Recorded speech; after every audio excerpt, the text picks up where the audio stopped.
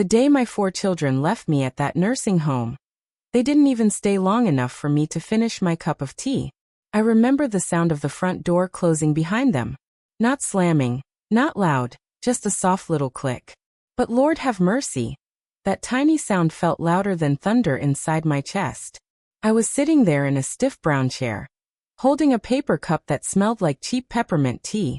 My hands were shaking so bad the lid kept rattling. Across from me was a young nurse with kind eyes, trying her best to smile. And my children, my 4 babies that I raised with these 2 tired hands, were already halfway down the hallway. My youngest son, Bobby, didn't even look back. 72 years old. That's how old I was when my own children signed the papers and left me there like an old piece of furniture nobody wanted anymore. I remember whispering to myself, maybe they'll come back tomorrow. But deep down, somewhere in that quiet place in a mother's heart, I already knew. They weren't coming back. Now before I tell you how a woman ends up abandoned by the very children she carried for 9 long months, let me say something to you. If you've ever given your whole life to your family, if you've ever stayed up late sewing Halloween costumes, cooking casseroles, packing school lunches, praying your children would grow up happy and safe, and if you've ever wondered whether anyone remembers those sacrifices now, then honey, this story is for you. I share these real-life grandma stories because too many of us older women carry our pain quietly. Folks think once your hair turns gray, your story is over. But it ain't. Not even close. So if you believe every life still has a chapter left, you might want to stick around here with me. And if stories like this touch your heart, go ahead and subscribe. I sit down here every week and tell another one, just like we're talking across the kitchen table. Alright, now let me take you back. Way back. Back to a little gravel driveway outside of Chattanooga, Tennessee, where my life looked very different.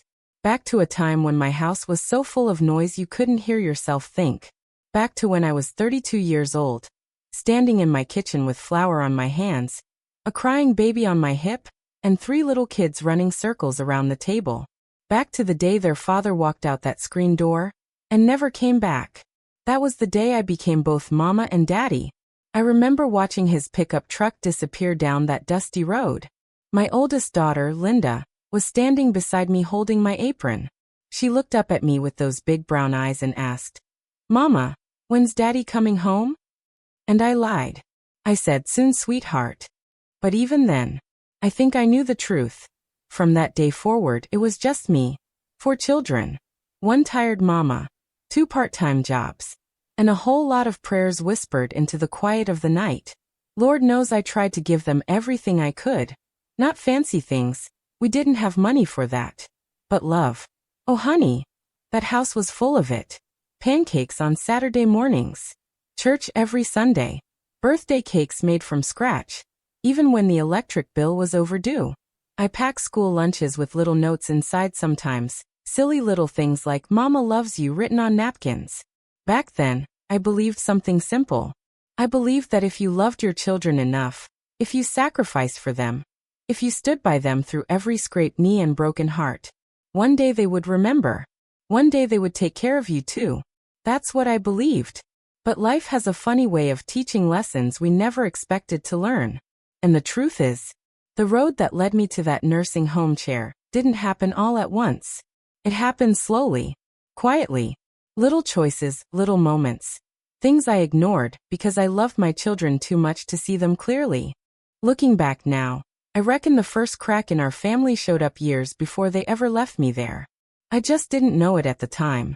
And if you've ever loved someone with your whole heart, you know exactly how easy it is to miss the warning signs. But I'm getting ahead of myself.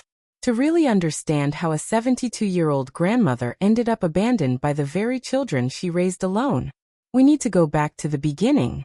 Back to the days when those 4 little voices still called me Mama. And when I would have done absolutely anything for them. Back in those days, my world fit inside a little white house with a squeaky screen door and a porch swing that never stopped moving. It sat on a gravel road just outside Chattanooga, Tennessee. Nothing fancy. Just 2 bedrooms, 1 bathroom, and a kitchen that always smelled like something cooking. But to us it was home. I had 4 children under that roof. Linda was the oldest. Quiet girl.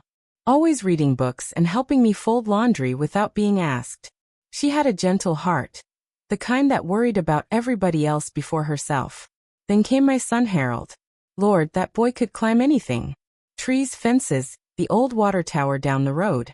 Every pair of pants he owned had grass stains on the knees. After him was Patricia. Though everybody called her Patty. She was my sunshine child. Always singing, always laughing. Even when we didn't have much, she could find a reason to smile. And my baby, Bobby. That boy had curls so wild they looked like they belonged on a cartoon character. He followed me around the house like a little shadow. Mama, you need help? He'd ask. Even when he was only 4 years old. Now raising 4 kids alone wasn't something I ever planned. When their father left, the world got quiet in a way that scared me. Bills piled up on the kitchen table. The old refrigerator made sounds like it might give up any day. And every night after the kids went to bed, I'd sit there with a pencil and a little notepad, trying to stretch $20 further than it was meant to go. But you know something? Children don't measure love in dollars. They measure it in moments. Saturday mornings, I'd wake up early and make pancakes from scratch. Flour everywhere. The kids would sit at the table in their pajamas, arguing about who got the first one. Harold always tried to steal the biggest pancake. Patty would sing little made-up songs while she waited. And Bobby, well, he mostly just sat there smiling at me like I was the greatest thing in the world. Those mornings, they filled my heart up so full I almost forgot how tired I was.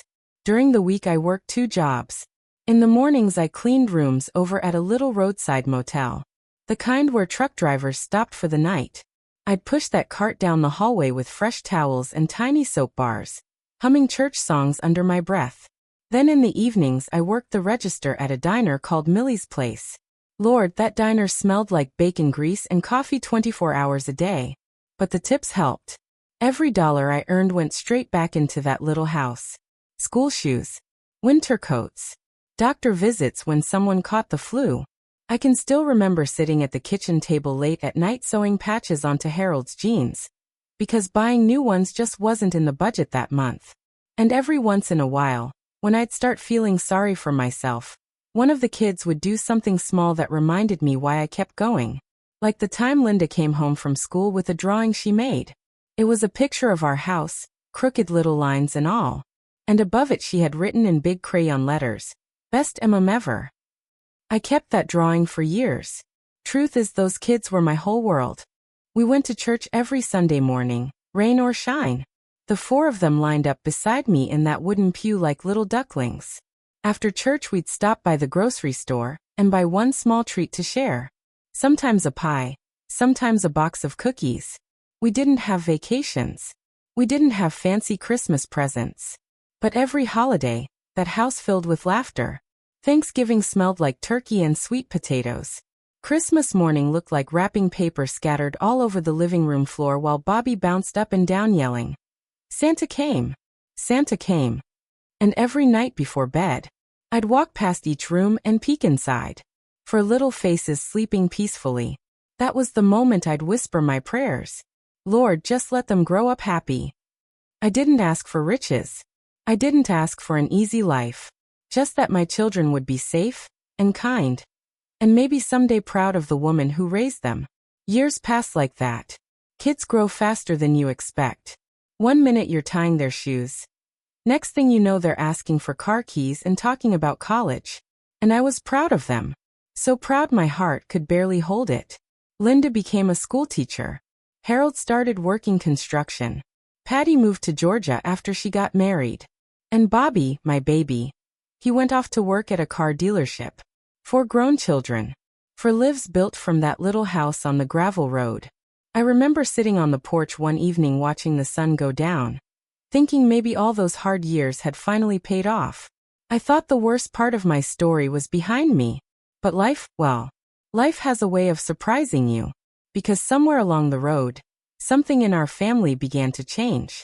Not all at once. Just little things at first. Phone calls that didn't come as often. Visits that got shorter. Excuses that sounded a little too rehearsed. At the time, I told myself it was normal. Kids get busy. They have their own lives. That's what every mama tells herself. But looking back now, that was the beginning of the distance. And the truth is, the first time I felt it in my bones, it came from someone I never expected. My own daughter. The first time something felt different, it was a Tuesday afternoon. I remember because I had just finished hanging laundry out back. The Tennessee sun was warm, and the sheets were dancing in the breeze like little white flags. I'd just sat down on the porch swing with a glass of sweet tea when my phone rang. It was Linda. Now Linda used to call me every Sunday evening without fail. "Just checking on you, Mama," she'd say. We'd talk about church, her students, what she made for supper. But that Tuesday her voice sounded rushed. Tight. Like someone trying to finish a conversation before it even started. "Mama," she said, "I've been thinking, maybe it's time you considered moving somewhere smaller." I remember blinking at the yard in front of me. "Smaller than what, honey?" I asked. "This house," she said. "It's just too much for you now." Now I'll be honest with you. That sentence landed strange in my heart. Too much for me? I was 68 back then. Still mowing my own lawn. Still driving myself to Walmart. Still baking pies for the church potluck. But I laughed it off. "Oh honey," I told her. "This old house and I are getting along just fine." She didn't laugh back. "Well, we'll talk about it later," she said quickly. "I've got to run." And just like that, the line went quiet. I sat there on that porch swing a long while after the call ended. Something about it bothered me. But you know how mothers are. We smooth things over in our minds. We make excuses for our children before they even ask us to. So I told myself Linda was just worried about me. Bless her heart, maybe she thought she was helping. A few weeks later, Harold came by. He stood in the kitchen looking around like he'd never seen the place before. "You still got that old stove?" he asked. "Sure do," I said. "Cooked your favorite meatloaf on it just last Sunday." He didn't smile.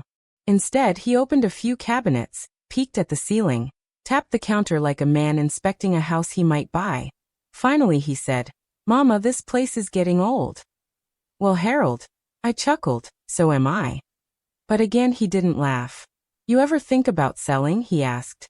And right there for just a second, I felt a little chill run through me. Selling? That house held 30 years of my life. Every scratch on the wall told a story. Every room held a memory. The doorway still had little pencil marks where I measured the kids' height growing up. I wasn't ready to let that go. So I shook my head. "No, sir," I said gently. "This is my home." He shrugged. "Suit yourself, Mama," he said. But something about the way he said it felt like disappointment. After that, the visits got farther apart. Patty used to call every couple weeks. Then it became once a month. Then sometimes two. And Bobby, well, my baby always used to stop by on Sundays after church. But one Sunday turned into two. Then three.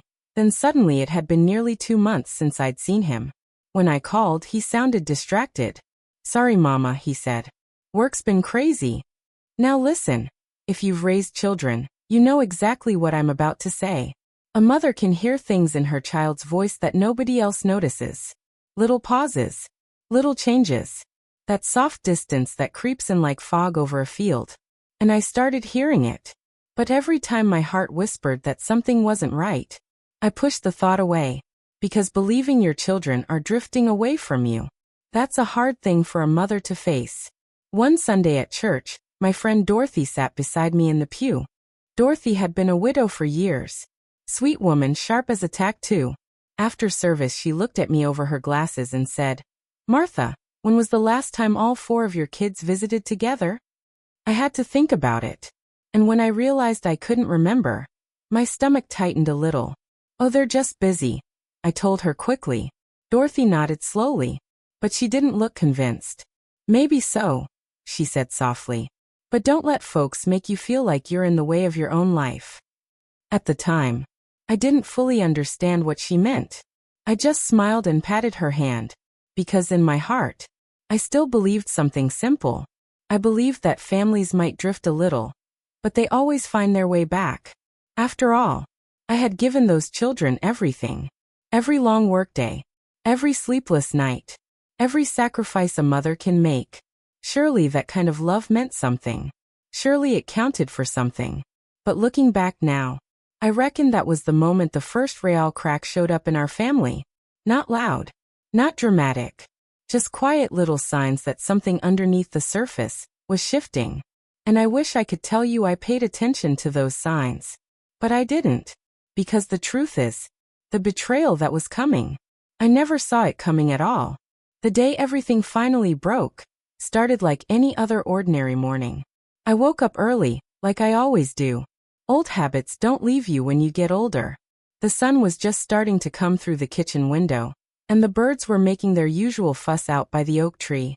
I made myself a little breakfast. Toast, scrambled eggs, and a cup of coffee strong enough to wake the dead.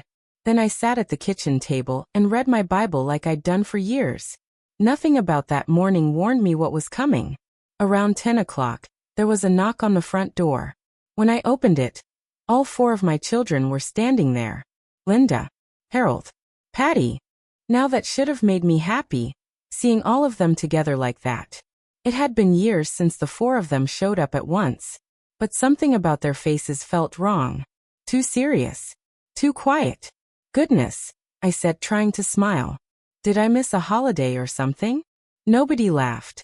Linda stepped inside first. Mama, we need to talk, she said.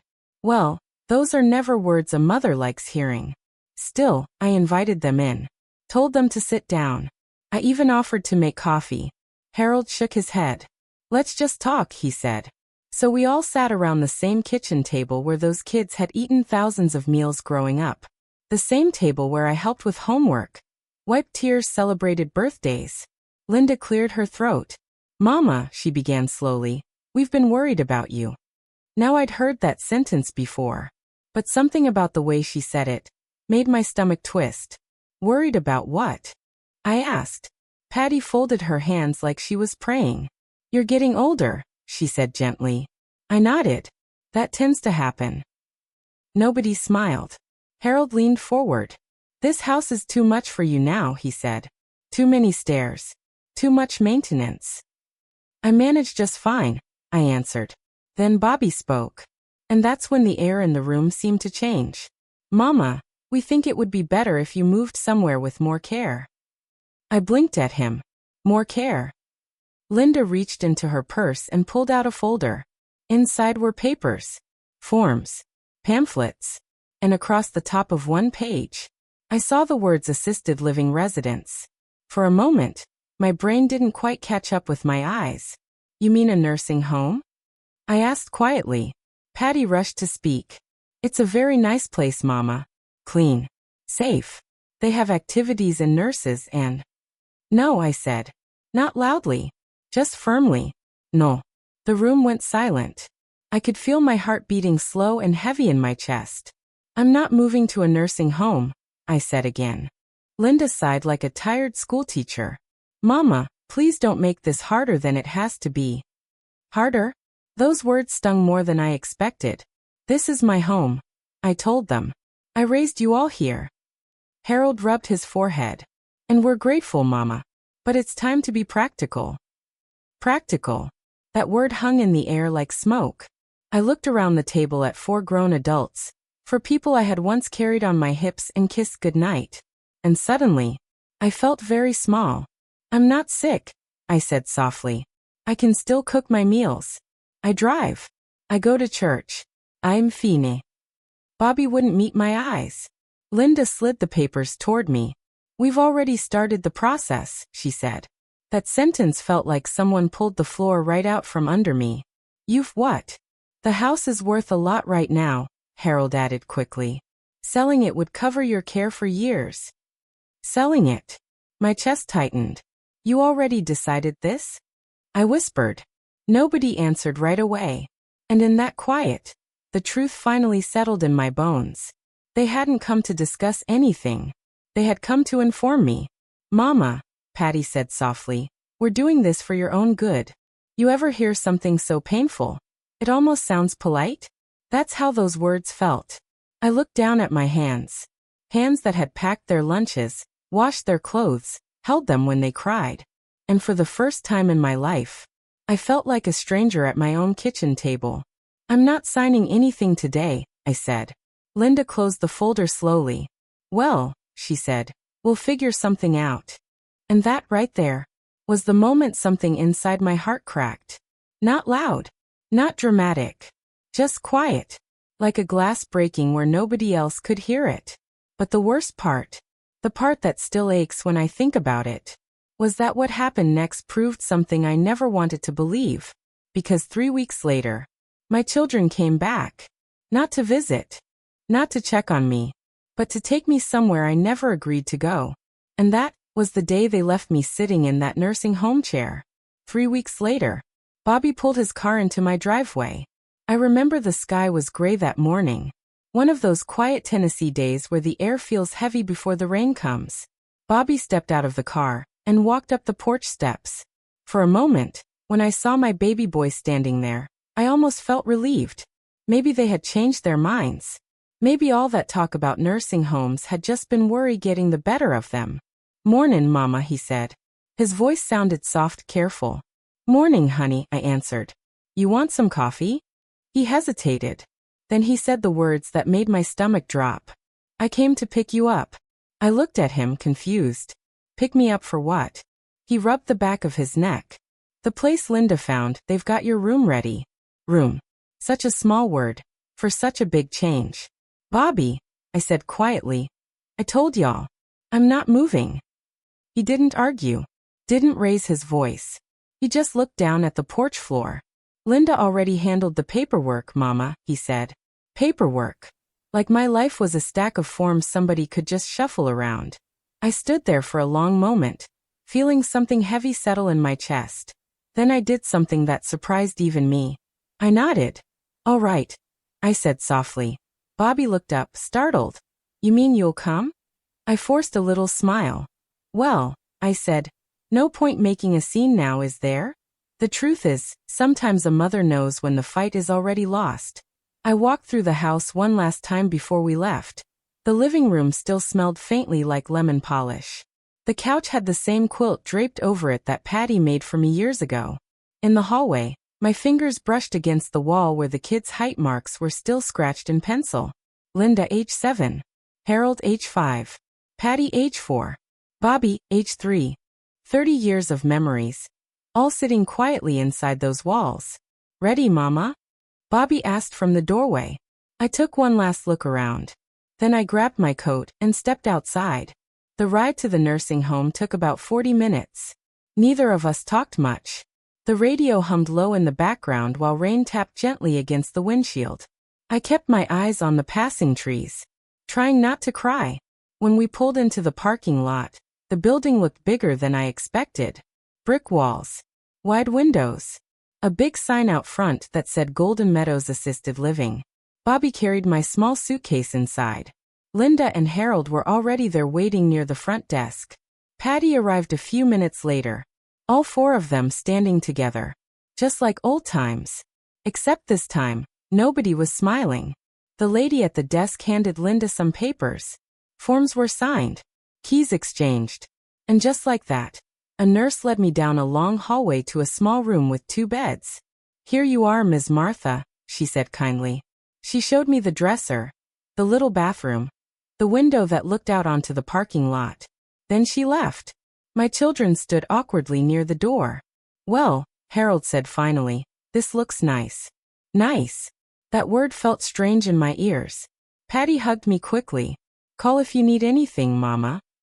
Linda squeezed my hand. "This is for the best," she said gently. And Bobby, my baby boy, just stood there looking like he wanted to disappear. Then one by one they walked out. Just like that. No long goodbye. No promises about visiting next week. Just footsteps down the hallway. And the soft little click of the front door closing. I sat down in that stiff chair beside the window. My suitcase was still sitting on the floor. My room felt quiet, unfamiliar, borrowed. Across the hall someone's television was playing an old game show. A woman somewhere down the hallway coughed. And for the first time in 72 years, I felt completely alone. Not widowed. Not separated. Abandoned. I stared at my hands resting in my lap. Hands that had worked 2 jobs. Hands that had wiped tears and packed lunches and held 4 babies through fevers and nightmares. And suddenly, I wondered something that broke my heart clean in two. Had any of it mattered? I sat there a long time. Long enough for the afternoon light to start fading through the window. Long enough for a quiet thought to slip into my mind. Maybe this is how my story ends. Just another elderly woman sitting alone in a nursing home, waiting for visitors who never come. But what I didn't know then, what I couldn't possibly see through all that sadness, was that life still had one more chapter waiting for me. And it was going to begin in the most unexpected way. The first few days at Golden Meadows passed slower than a Sunday sermon in August. Morning came early there. Around 6 o'clock you'd start hearing the hallway come alive. Carts rolling across the floor, nurses greeting folks, someone's radio playing old country music down the hall. At first, I mostly stayed in my room. Not because anyone told me to. I just didn't feel like facing the world yet. You see, when your heart has been hurt that deeply, something inside you gets quiet. Not angry, not bitter, just tired. Real tired. My room had 2 beds, but the other one was empty for those first few days. I'd sit by the window in that same stiff chair and watch the cars come and go in the parking lot. Sometimes families arrived with balloons or flowers. Sometimes I'd see grandchildren running through the lobby. And every time the front door opened, my eyes would drift toward it. Just for a second. Just long enough to see if maybe one of my children had come back. But they never did. Not that first week. Not the next one either. I told myself they were busy. You know how mothers are, still protecting their children, even when those children have broken their hearts. One afternoon, about 2 weeks after I arrived, a young nurse named Angela stopped by my room. Sweet girl. Couldn't have been older than 30. She knocked gently on the door. "Ms. Martha," she said. "We're having bingo in the activity room. Thought you might like to join." Now I hadn't played bingo since a church fundraiser back in the 90s. I almost told her no, but something about the kindness in her voice made me pause. "Well," I said slowly, "I suppose it wouldn't hurt to look in." Angela smiled like I'd just made her day. She walked me down the hallway to a big room filled with tables and folding chairs. About 20 residents were sitting there, holding little bingo cards and plastic markers. Some folks looked cheerful. Others looked about like I felt, quiet and worn down by life. I took a seat near the back. The lady beside me leaned over. "You new here?" she asked. She had bright white hair and big pink glasses. "Yes, ma'am," I said. "Name's Dorothy," she said. "Been here 3 years." 3 years. That number made my chest tighten just a little. The bingo game started. The caller shouted numbers while everyone dabbed their cards with those little ink markers. I didn't win a single round. But something surprising happened while I sat there. People talked to me, asked where I was from, told little stories about their families. Dorothy showed me pictures of her great-grandkids on her phone. For the first time since arriving, I didn't feel quite so invisible. After bingo, Angela came over again. "Glad you came out today," she said. I nodded. "Thank you for asking me." She smiled softly. "You know," she said, "a lot of folks here have wonderful stories. You should share yours sometime." I chuckled a little. "Oh honey, my story's nothing special." But she shook her head. "I bet it is." That night, after everyone went to bed, I lay there staring at the ceiling. Angela's words kept echoing in my mind. "Your story matters." I thought about all the years I spent raising those children. All the sacrifices. All the love. And for the first time since they left me there, another thought slowly pushed its way into my heart. Maybe my life wasn't over just because my children walked away. Maybe there was still something left for me to give. Even here. The next morning I did something small, but important. Instead of staying in my room, I got dressed early and walked down to the dining hall.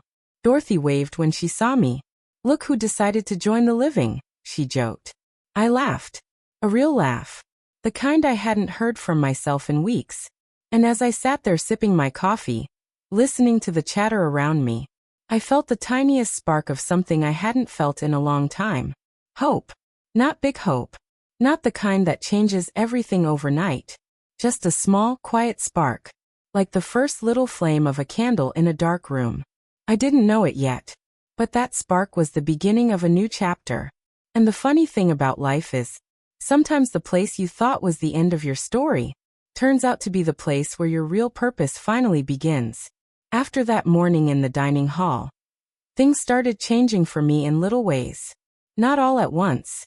Life rarely works like that. But day by day, I began stepping out of that quiet shell I'd wrapped around myself. Dorothy became my regular breakfast companion. Every morning she'd wave me over like we'd known each other for 20 years. "Sit here, Martha," she'd say, patting the chair beside her. "These eggs taste better when you've got someone to complain about them with." Lord, that woman could make me laugh. She had a sharp tongue and a soft heart, the kind of friend every grandma needs. Soon I started joining the other activities too. Bingo on Tuesdays, puzzle afternoons on Thursdays, and sometimes we'd just sit on the patio out back, sipping sweet tea while the sun warmed our faces. You know something funny?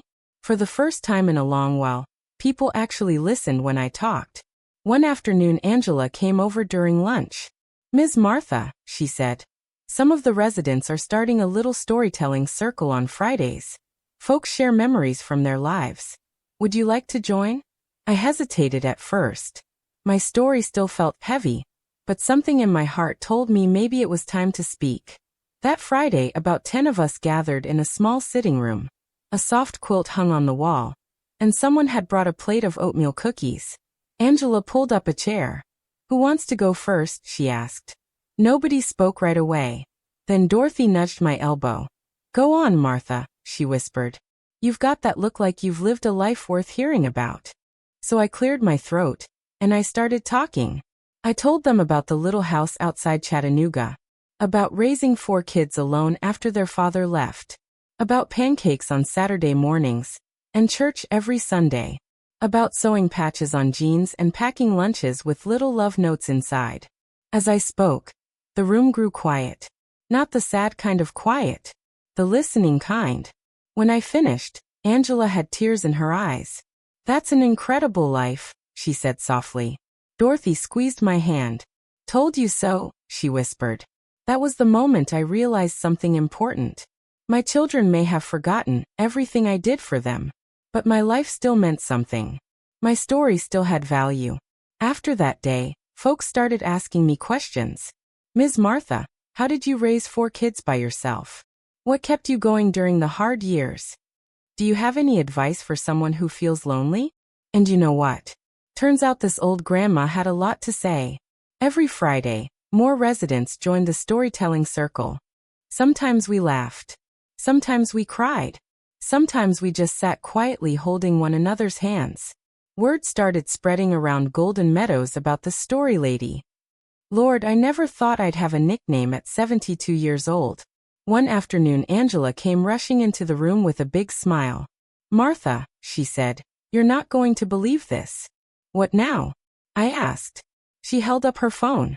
"My sister runs a little community blog here in town," she explained. "I told her about your stories, and she posted one." I blinkte her. "You told my story?" "Well, part of it," she said. "And people loved it. They're asking if you'll share more." Now I don't know much about blogs or computers, but the idea that strangers wanted to hear my life story, that warmed something deep in my heart. Over the next few weeks, Angela started writing down little pieces of my memories. The pancake mornings, the church days, the lessons I learned raising children on my own. Folks online started calling them Grandma Martha stories.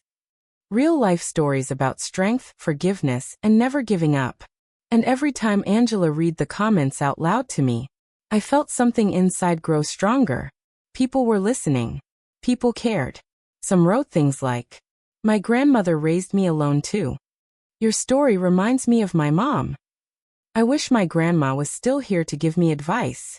For the first time since my children left me at that nursing home, I felt useful again.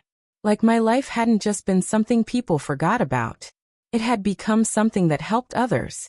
And sitting there in that little activity room one afternoon, watching people laugh at one of my old memories, a quiet thought crossed my mind. Maybe, just maybe, being left here wasn't the end of my story. Maybe it was the beginning of something my children never expected. Because sometimes, the people who think they've forgotten you are the very ones who will someday realize just how wrong they were. About 3 months after my story started spreading around that little community blog, something unexpected happened.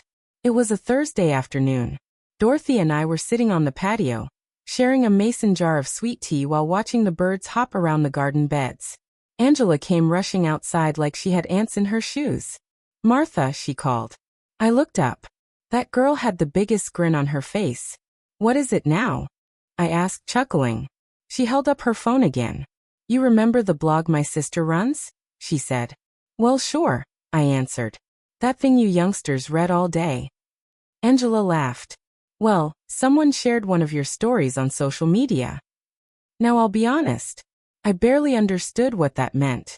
But judging by the look on her face, it was something big. "How many people read it?" I asked. Angela looked down at the screen, then back at me. "Right now? About 50,000. Dorothy nearly spit out her tea. 50,000 people, she said. I blinked.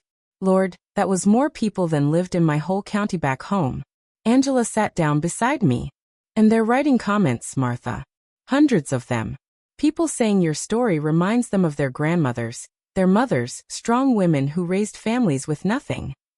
She started reading a few out loud. "This grandma deserves the world. Whoever abandoned her should be ashamed. Protect this woman at all costs."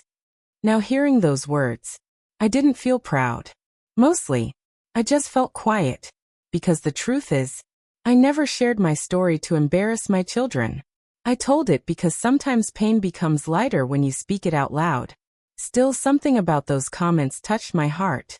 All those strangers out there, caring about a 72-year-old grandma sitting in a nursing home. But that wasn't the part that changed everything. About a week later, Angela came into the dining hall looking nervous. "Martha," she said softly, "there's someone here to see you." I set down my fork. "Someone to see me?" She nodded toward the front lobby, and when I looked up, I saw Linda. My oldest daughter stood there near the door, clutching her purse like it might float away. She looked smaller somehow. Nervous. I hadn't seen her in nearly 4 months. Dorothy squeezed my arm under the table. "Well," she whispered, "looks like the chickens are coming home to roost." I slowly stood up and walked toward the lobby. Linda's eyes filled with tears the moment she saw me. "Mama," she said. Just that one word. For a moment neither of us spoke. Then she took a shaky breath. "People are talking about your story everywhere," she said quietly. "My co-workers, my church friends, even neighbors." I didn't say anything. She looked down at the floor. "They know it's us," she whispered. The shame in her voice was heavy. "You shouldn't have to live here like this," she said quickly. "We didn't realize, we thought." Her words trailed off. Finally she looked up at me. "Mama, people think we abandoned you." The funny thing is, hearing that didn't make me feel angry or victorious. Just tired. Because deep down, I already knew something that my daughter was only just beginning to understand. What goes around truly does come around. Not always with thunder. Not always with revenge. Sometimes karma shows up quietly, in the form of truth that people can no longer hide from. I looked at my daughter's worried face. The same little girl who once handed me that crayon drawing that said, "Best mom ever." And suddenly I realized something. This moment wasn't about punishment. It was about a lesson life had finally brought back to their doorstep. So I spoke gently. "Linda," I said, "people will always talk." She wiped her eyes. "But Mama, we want to fix this." Fix it. Those words hung in the air between us. But the truth was, some things in life can't simply be fixed overnight. Still, the real surprise was only beginning. Because Linda wasn't the only one who had started hearing about their mother's story. And before long, the rest of my children would be standing in that same lobby, forced to face something they had tried very hard to forget. A few days after Linda came to see me, the rest of my children showed up too. All 4 of them. Standing in the same lobby where they'd once walked away without looking back. I was sitting in my usual chair near the window when Angela came over. "Martha," she said softly, "your family's here." For a moment, my heart did that strange little flutter it used to do when the kids were young, and came running through the door after school. But that feeling passed quickly. Life has a way of smoothing those old instincts out. I walked slowly toward the lobby. Harold stood with his hands stuffed into his pockets. Patty looked like she'd been crying. And Bobby, my baby boy, couldn't seem to lift his eyes off the floor. No one spoke at first. Finally, Patty stepped forward and wrapped her arms around me. "Oh, Mama," she whispered, her voice shaking. "We're so sorry. Now I'll tell you the truth. For months I'd imagined what this moment might feel like. I thought maybe I'd cry. Maybe I'd feel angry. Maybe I'd finally say all the things that had been sitting heavy in my chest. But when it finally happened, I just felt calm. The kind of calm that only comes after you've already survived the worst part." Harold cleared his throat. "Mama, we didn't realize how it looked," he said. "Everyone online, they think we're terrible people." Linda nodded quickly. "We were trying to help," she added. "We thought this place would keep you safe." Bobby finally looked up at me. "I should have checked on you more," he said quietly. "I'm sorry." I studied their faces one by one. These weren't villains standing in front of me. They were my children. Flawed, confused, and finally seeing the consequences of their choices. "What do you want from me?" I asked gently. Linda took a deep breath. "We want you to come home," she said. "Home?" I repeated. "Yes," Harold added. "We can sell my place and move you in with Patty. Or we could find you a smaller house nearby. Whatever you want." Their voices sounded hopeful, almost desperate. For a long moment, I looked out the lobby window at the little garden outside. The wind moved softly through the flowers. Residents were sitting on benches talking quietly. Inside this building, I had found something I never expected. Friendship. Purpose. A voice. Golden Meadows wasn't the prison I once thought it was. It had become a new chapter. I turned back to my children. "You know something?" I said softly. "When you first left me here, I thought my life was over." Patty's lips started trembling. "But it wasn't," I continued. "In fact, something surprising happened." I gestured toward the hallway where Dorothy was probably telling someone a joke.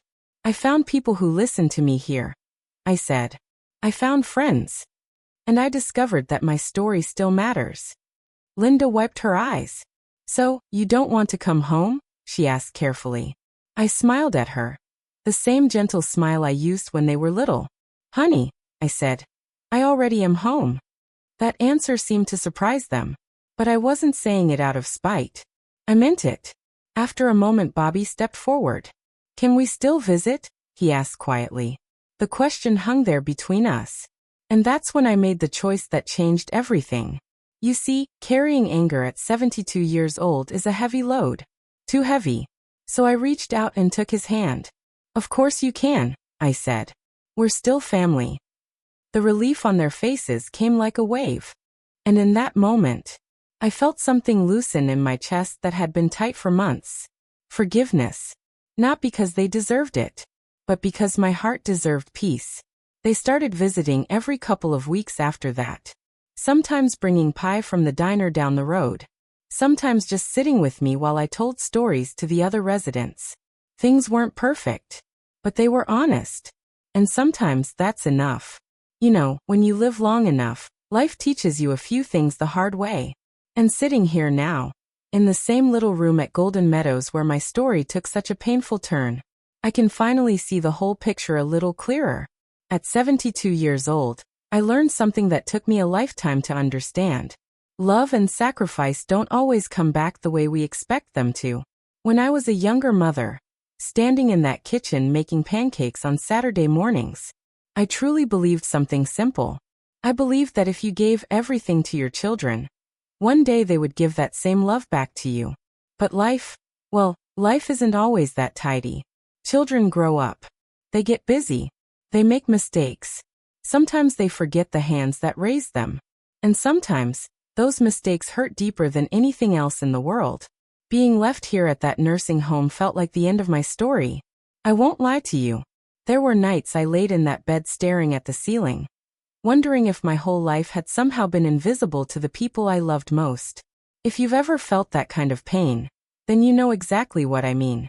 But here's the life lesson I want to share with you today. Your worth does not disappear just because someone fails to see it. Let me say that again, because it took me 72 years to truly believe it. Your worth does not disappear just because someone fails to see it. Not your children. Not your neighbors. Not even the people you sacrificed everything for. Sometimes the world forgets the quiet strength of women like us. The grandmothers who raised families on tight budgets. The mothers who stayed up late sewing Halloween costumes and praying over sick children. The elderly women who carry decades of wisdom in their hearts. But that strength, that love, that story, it never disappears. Sometimes it just finds a different place to grow. Golden Meadows became that place for me. I found friends here who listen when I speak. I found people who laugh at my old stories about pancakes and church picnics. And somehow, through a little blog and a young nurse with a kind heart, my voice reached thousands of people I'll never even meet. Imagine that. A 72-year-old grandma sitting in a nursing home, reminding strangers across the country that strong women never truly fade away. My children visit now. Not every day. Not every week. But often enough. We talk. We laugh. Sometimes we sit quietly together. Life didn't go back to the way it used to be. And that's all right. Because peace doesn't mean everything returns to the past. Peace means your heart finally stops fighting the present. And if there's one piece of grandmother wisdom I want to leave you with tonight, it's this. If someone in your life has made you feel invisible, please remember something. Your story is not finished yet. God's timing has a funny way of turning broken chapters into beautiful ones. What goes around really does come around. Sometimes through karma, sometimes through truth, and sometimes through the quiet strength of simply living well. So if you're sitting there tonight feeling forgotten, I see you. And I promise you this. Your life still matters more than you know. Thank you for sitting with me and listening to this true story from an old grandma's heart. And if this emotional story touched you in some way, share it with someone who might need to hear it too. Maybe another mother. Maybe a grandmother. Maybe someone who just needs a reminder that they are stronger than they think. And if you'd like to hear more real-life grandma stories like this one, come back next week and sit with me again. I've got plenty more stories to tell. Because one thing I've learned for certain, a strong woman's story doesn't end when people walk away. Sometimes, that's exactly when it begins.